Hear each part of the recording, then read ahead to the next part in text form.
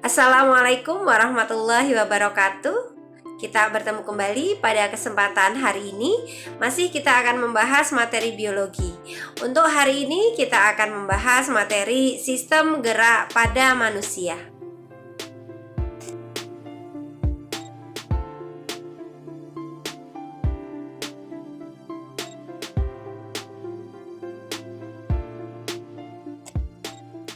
Pernahkah kalian mencermati tumbuh-tumbuhan yang ada di sekitar kalian? Tumbuhan tersebut memiliki bobot yang berat ya, tapi tetap bisa berdiri tegak. Bahkan ketika tertiup angin sekalipun. Kenapa itu bisa terjadi? Nah, hal ini terjadi karena tumbuhan memiliki dinding sel yang keras di dalam tubuhnya. Maka, tumbuhan ini bisa berdiri tegak. Tapi ini tidak sama dengan kita sebagai manusia. Kita nggak punya dinding sel. Lalu, bisakah kita berdiri tegak? Tentu, kita bisa berdiri tegak. Kita bisa berjalan, kita bisa berlari. Tapi bukan karena perkara dinding sel. Nah, yang menyebabkan kita bisa berdiri tegak, bisa berjalan, bisa berlari, ada dua komponen yang bisa menjadikan kita melakukan aktivitas itu. Yang pertama, karena kita punya tulang. Yang kedua, karena kita punya otot. Ini nanti yang akan kita bahas. Coba bayangkan bagaimana kalau seandainya di dalam tubuh kita ini nggak punya tulang. Berarti kita akan menjadi makhluk yang lunglai. Kita tidak bisa berdiri tegak. Nah, inilah yang menyebabkan mestinya kita bersyukur terhadap apa yang sudah diberikan kepada kita terkait dengan hal tersebut. Baik, yang pertama kita akan membahas mengenai tulang. Kita bisa bayangkan kalau seandainya tubuh kita itu nggak ada tulang, berarti tubuh kita akan mirip seperti ubur-ubur. Nah, berapa jumlah tulang yang ada dalam tubuh kita? Untuk bayi yang baru lahir, tulang itu jumlahnya sekitar 300-an, artinya 300 lebih ya. Tetapi pada orang dewasa, jumlah tulang itu berkurang, hanya 206 tulang saja. Loh, kok bisa? Nah, ini terjadi karena pada bayi yang baru lahir ini banyak terdapat tulang-tulang kecil. Yang tulang-tulang ini lambat laun akan mengalami pengerasan. Selain itu juga, tulang-tulang kecil ini beberapa akan mengalami penyatuan. Nah, inilah yang menyebabkan tulang pada bayi lebih banyak daripada tulang orang dewasa. Berikutnya kita akan membahas mengenai jenis-jenis tulang. Nah, jenis tulang berdasarkan penyusunnya ini ada dua. Ada tulang rawan dan yang kedua ada tulang keras. Yang pertama kita akan bahas adalah tulang rawan. Namanya juga tulang rawan, berarti tulangnya ini relatif lebih lunak, relatif lebih lentur. Nah, untuk tulang rawan ini ada 3 atau dibagi menjadi 3. Yang pertama ada tulang rawan hialin, yang kedua tulang rawan elastin, dan yang ketiga ada tulang rawan fibrosa. Kita bahas satu persatu. Yang pertama ada tulang rawan hialin. Hialin itu artinya kebiruan, karena jenis tulang ini berwarna kebiruan. Biasanya tulangnya itu ada di trakea, kemudian ada di bronkus, kemudian ada di laring. Nah, tempat-tempat inilah yang banyak terdapat tulang rawan hialin. Yang kedua ada tulang rawan elastin. Namanya elastin, berarti sifatnya elastis. Nah, coba bagian mana dari tubuh kita yang bersifat elastis? Oke, salah satunya ada di telinga. Ini adalah contoh tulang rawan elastin karena sifatnya yang elastis. Yang ketiga ada tulang rawan fibrosa. Ini jenis tulang yang mengandung serabut. Ini biasanya banyak terdapat pada persendian. Yang kedua ada tulang keras. Untuk tulang keras ini tersusun atas osteosit. Nah, ini yang menyebabkan tulang itu keras. Kemudian selain itu juga disebabkan karena kurang lebih 2/3 dari penyusun tulang keras itu adalah kalsium fosfat, kalium klorida, dan magnesium fosfat. Ini yang menyebabkan tulang keras ini sifatnya kaku dan padat. Inilah yang menyebabkan tulang keras ini mampu menahan radiasi sinar X. Ini yang menyebabkan adanya sifat kokoh yang terdapat pada tulang keras. Sedangkan untuk sepertiganya lagi, ini isinya adalah kolagen. Yang kolagen ini nanti digunakan untuk menjaga elastisitas dari tulang, yang fungsinya untuk menjaga kerapuhan pada tulang. Tulang keras ini berfungsi sebagai penyusun rangka tubuh kita. Nah, berdasarkan strukturnya, tulang keras nanti dibedakan menjadi dua. Ada tulang padat dan ada tulang spons. Namanya tulang padat berarti teksturnya itu padat dan halus. Nah, tulang-tulang ini biasanya terdapat pada tulang-tulang panjang. Ada tulang lengan atas, tulang lengan bawah, tulang paha, dan sebagainya.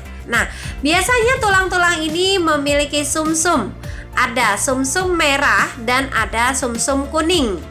Untuk sumsum merah ini biasanya digunakan untuk membentuk sel darah merah dan sel darah putih, eritrosit dan leukosit. Sedangkan sumsum kuning ini fungsinya sebagai pembentuk sel lemak dalam tubuh. Tentunya ini adalah sel lemak aktif.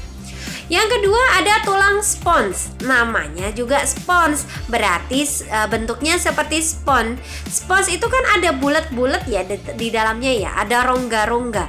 Berarti jenis tulang ini terdapat rongga-rongga. Walaupun terdapat rongga, tetapi jenis tulang spons ini tetap kokoh, tetap kuat. Biasanya ada di ujung tulang panjang. Misal kalau di lengan atas berarti di sini di ujung bahu. Nah, ini ada tulang spons.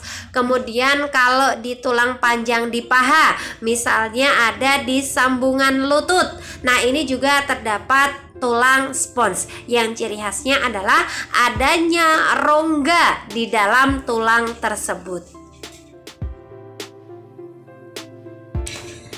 Kalau kita tadi membahas macam-macam tulang berdasarkan strukturnya, sekarang kita akan membahas macam-macam tulang berdasarkan bentuknya. Berdasarkan bentuknya, tulang dibedakan menjadi 5. Yang pertama ada tulang panjang atau tulang pipa. Yang kedua ada tulang pipih. Yang ketiga ada tulang pendek. Yang keempat tulang yang tidak beraturan. Dan yang kelima ada tulang sesamoid. Kita akan bahas satu persatu. Yang pertama ada tulang panjang atau tulang pipa. Namanya tulang panjang berarti bentuknya panjang. Coba amati tubuh kita, bagian mana yang tulangnya panjang?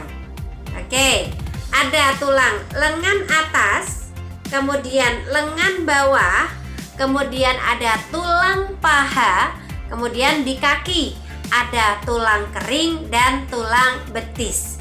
Tulangnya panjang ya. Nah, ini yang menjadi ciri khas dari tulang panjang atau tulang pipa.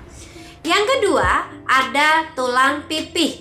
Namanya juga pipih, berarti bentuknya pipih.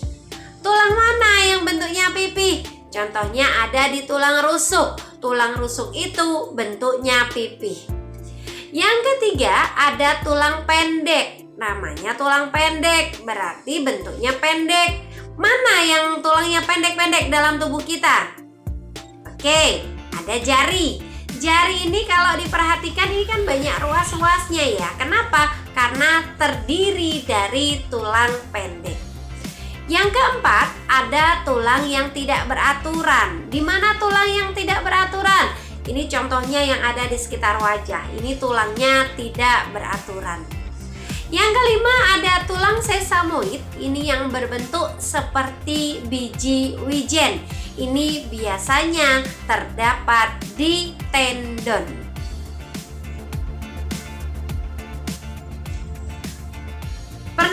kalian mencermati bagaimana tulang tengkorak untuk bayi yang baru lahir. Tulang tengkorak atau tulang kepala bayi yang baru lahir itu relatif lebih lunak. Nah, ini fungsinya adalah untuk memudahkan ketika bayi itu hendak lahir. Nah, ini bisa terlihat bagaimana perubahannya ketika nanti bayi ini beranjak besar, tumbuh besar. Artinya ada perubahan dari tulang-tulang lunak menjadi tulang-tulang keras. Nah, perubahan atau pembentukan tulang keras dari tulang lunak inilah yang disebut dengan nama osifikasi. Nah, tulang keras inilah yang akan membentuk susunan rangka di dalam tubuh kita. Seperti apa susunan rangka dalam tubuh kita? Silakan diamati gambar berikut.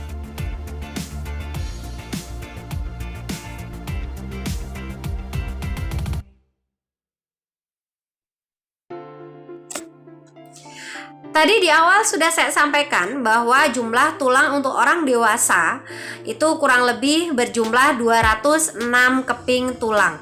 Yang tulang-tulang ini dikelompokkan menjadi dua. Ada rangka aksial dan ada rangka apendikuler.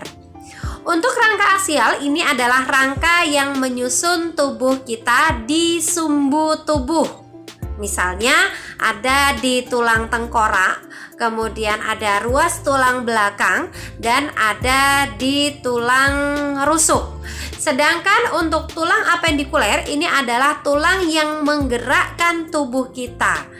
Bagian mana saja tulang-tulang yang bisa membantu proses gerak dalam tubuh kita? Misal, ada tulang tangan, ada tulang kaki, tulang gelang bahu, dan sebagainya. Nah, inilah kelompok tulang yang menyusun tubuh kita. Berikutnya kita akan membahas macam-macam tulang tersebut. Yang pertama ada rangka aksial. Rangka aksial yang pertama ada tulang tengkorak. Tulang tengkorak terdiri atas dua macam.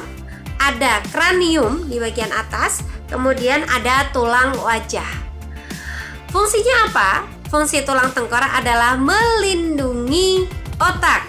Dan yang kedua adalah melindungi indera, baik itu mata ataupun telinga.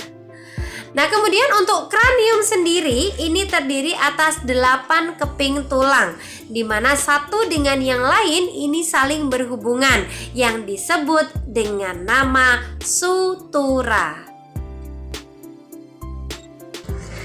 Yang kedua ada tulang wajah. Tulang wajah ini terdiri dari 14 keping tulang. Di mana 14 keping tulang ini ada apa saja? Di sini termasuk telinga, kemudian cekungan di sekitar mata, kemudian cekungan di hidung, sampai ke tulang-tulang yang mengikatkan gigi. Nah, ini juga termasuk dalam tulang wajah. Yang ketiga ada tulang belakang. Letaknya ada di mana? Ini menjulur dari mulai di bawah leher sampai ke tulang ekor. Nah, jumlahnya ada 33 keping tulang. Fungsinya untuk apa? Tulang belakang berfungsi sebagai pembentuk sumsum, kemudian yang kedua sebagai penegak kepala. Berikutnya ada tulang dada dan tulang rusuk. Tulang dada di sini. Kemudian tulang rusuk ini yang melingkar sampai menembus ke tulang belakang. Jadi antara tulang dada, tulang rusuk, dan tulang belakang ini membentuk seperti kurungan. Ini berfungsi untuk melindungi organ dalam, melindungi jantung, melindungi paru-paru dari benturan. Nah, kemudian untuk tulang rusuk ini ada 12. 7 itu namanya rusuk sejati, disebut rusuk sejati karena dia nempel di tulang dada dan melingkar nempel ke bagian tulang belakang. Kemudian yang 2 itu ada rusuk palsu. Kenapa disebut rusuk palsu? Dia nempel dari tulang belakang tapi nggak nempel di tulang dada. Kebayangkan? Kemudian yang ketiga ada rusuk melayang. Ini nggak nempel kemana-mana, tapi nanti dia ditempelkan oleh jaringan ikat. Jadi sepertinya nempel, tapi sebenarnya nggak nempel. Nah, inilah macam-macam tulang dada dan tulang rusuk. Tadi yang kita bahas itu adalah macam-macam rangka aksial ya. Sekarang kita akan membahas untuk rangka apendikular. Tadi saya sudah sampaikan bahwa rangka apendikular ini yang berhubungan dengan alat gerak. Nah, contohnya mana? Di sini ada tulang lengan atas, ada lengan bawah, humerus, radius, ulna, karpal, metakarpal, falanges. Kalau bahasa Indonesianya, lengan atas, tulang hasta, tulang pengumpil, pergelangan tangan, jari-jari, dan telapak tangan. Nah, ini bagian tangan. Nah, untuk bagian kaki, mana yang digunakan sebagai alat gerak? Ada tulang paha, ada lutut, ada tulang kaki bawah, kemudian pergelangan kaki, telapak kaki, dan jari-jari kaki. Kalau dalam bahasa Latin ada femur, patella, tibia, fibula, tarsal, metatarsal, dan falanges. Pernahkah kalian mencermati tulang yang ada dalam tubuh kita itu saling berdekatan satu sama lain ya? Di mana antara tulang yang satu dengan tulang yang lain, kalaupun berdekatan, ada yang bisa digerakkan, tapi ada juga yang tidak bisa digerakkan. Nah, kita akan membahas untuk kenapa ini bisa terjadi. Untuk perlekatan antar tulang atau yang sering disebut dengan nama persendian atau sendi, ini ternyata ada 3 macam. Ada yang namanya sinartrosis, amfiartrosis, dan diartrosis. Oke, kita akan bahas. Yang pertama ada yang namanya sinartrosis. Sinartrosis disebut dengan sendi mati. Disebut sendi mati karena sendinya tidak dapat digerakkan. Contoh misal tulang tengkorak. Ini satu sama yang lain kepingannya saling berdekatan ya.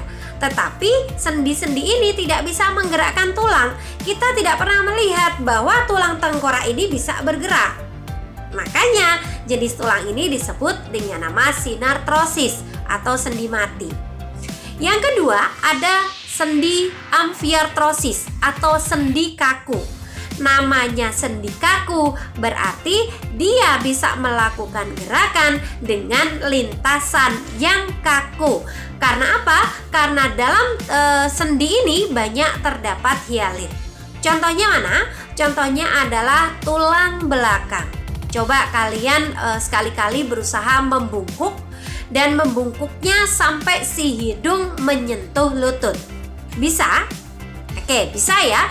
Tetapi meskipun ketika kita membungkuk sampai hidung nanti menyentuh lutut, tetap lintasan dari tulang belakang bentuknya melengkung kaku, nggak akan mungkin berbentuk N. Nah, paham ya? Inilah yang dinamakan dengan sendi kaku atau amfiartrosis. Yang ketiga ada diartrosis atau sendi gerak. Nah, namanya sendi gerak artinya dia bisa bergerak bebas. Apa saja? Ada sendi engsel, ada sendi pelana, ada sendi luncur. Nah, nanti kita akan membahas satu persatu. Berikutnya kita akan membahas tadi yang terakhir yang kita bahas di diartrosis. Diartrosis atau sendi gerak ini ada beberapa macam. Yang pertama ada yang namanya sendi engsel. Namanya juga engsel berarti bentuknya seperti engsel. Artinya dia hanya bisa bergerak satu arah saja, ke dalam saja atau keluar saja. Kita ambil contoh misalnya di sini siku. Siku ini bisa bergerak kemana? Ke dalam saja. Oke. Ke dalam saja.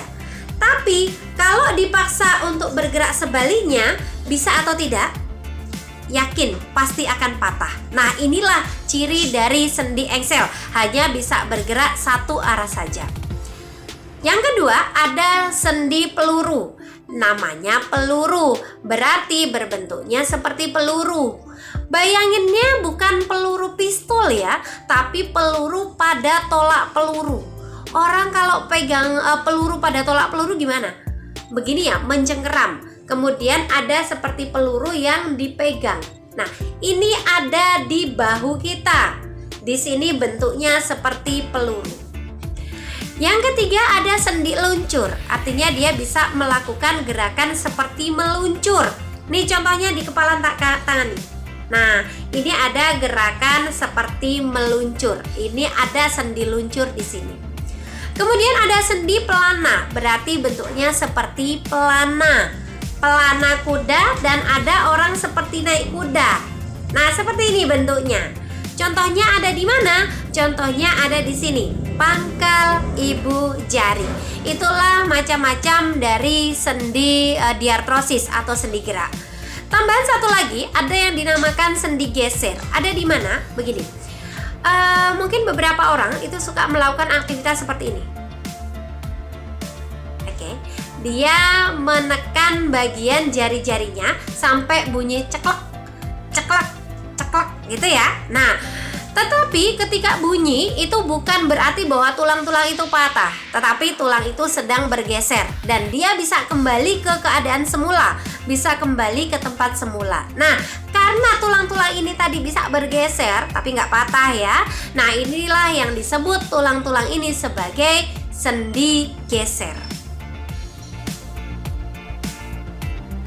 Nah, itulah tadi materi kita untuk hari ini terkait dengan materi tulang. Sebenarnya untuk materi sistem gerak ini ada 2 poin. Yang pertama kita bahas tulang, yang kedua kita bahas otot. Nah, untuk materi otot kita akan bahas pada pertemuan berikutnya. Terima kasih. Wassalamualaikum warahmatullahi wabarakatuh.